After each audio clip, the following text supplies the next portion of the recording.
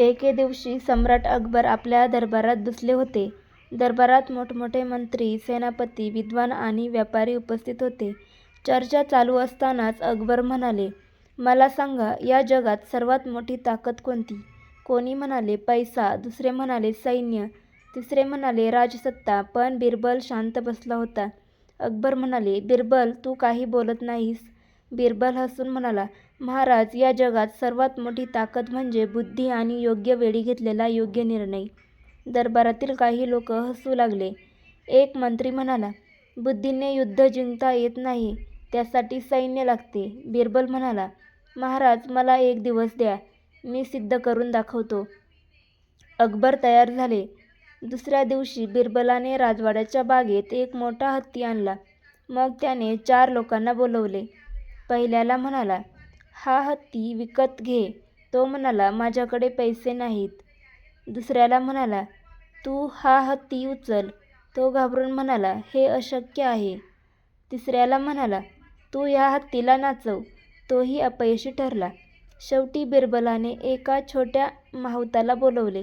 माहुताने हत्तीच्या कानाजवळ काहीतरी सांगितले. हत्ती शांतपणे त्याच्या मागे चालू लागला. त्याने बसायला सांगितले तर बसला, उभे राहायला सांगितले तर उभा राहिला आणि शेवटी नमस्कारही केला. बिरबल म्हणाला, महाराज, ज्याच्याकडे पैसे नव्हता तो हत्ती विकत घेऊ शकला नाही. ज्याच्याकडे ताकद होती तो हत्ती उचलू शकला नाही. पण ज्याच्याकडे योग्य ज्ञान आणि बुद्धी होती त्याने हत्तीला सहज वश केले. सगळे दरबारी शांत झाले. मात्र एक मंत्री अजूनही म्हणाला, हे तर माहुताचे कौशल्य आहे. बिरबल हसला आणि म्हणाला, कौशल्य हे बुद्धीमुळेच येते. बुद्धी नसती तर कौशल्यही नसते. अकबर म्हणाले, पण युद्धात तलवार महत्त्वाची असते. बिरबलाने उत्तर दिले, महाराज, तलवार कोणाच्या हातात आहे हे जास्त महत्त्वाचे आहे. मूर्खाच्या हातात तलवार विनाश करते, तर शहाण्याच्या हातात ती प्रजेचे रक्षण करते. हे ऐकून संपूर्ण दरबार टाळ्यांच्या गजराने दुमदुमला.